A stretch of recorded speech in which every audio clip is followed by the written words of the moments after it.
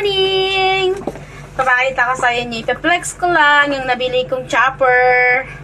Ayan, bumili ako ng chopper dito sa Dubai. Ayan, chopper siya. Tingnan mo naman, pamadalian. Magcha-chop ka ng onion, chop ka ng garlic. Ayan.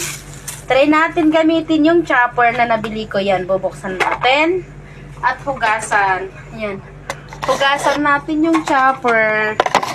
Magcha-chop-chop tayo.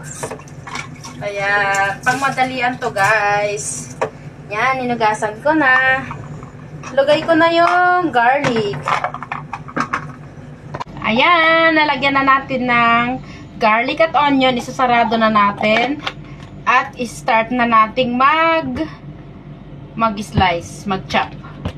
Ayan, i-chop-chop na natin. Ayan. Chop na natin, guys.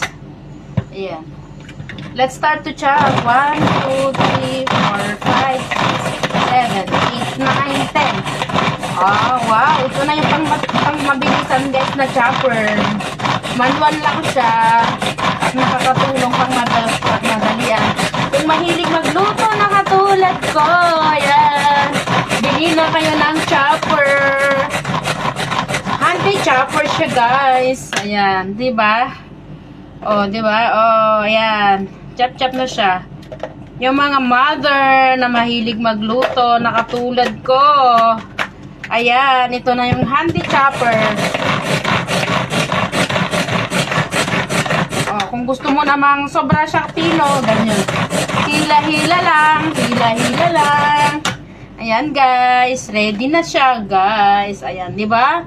Ang pino-pino. Mura lang siya, guys. Bili na kayo. Handy chopper.